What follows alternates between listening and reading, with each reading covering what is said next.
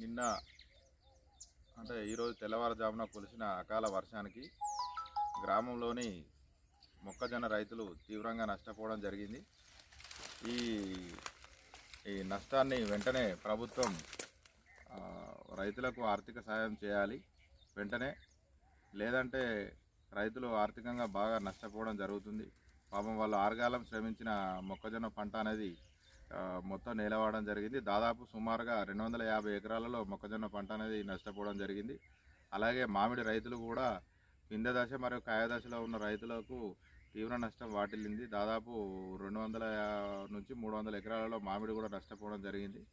ఈ రైతులను ప్రభుత్వం తక్షణ చర్యగా ఆదుకొని ఈ రైతులకు న్యాయం చేయాలని మాదాపూర్ గ్రామ సర్పంచ్గా అధికారులను మరియు ప్రభుత్వాన్ని విజ్ఞప్తి చేయడం జరుగుతుంది.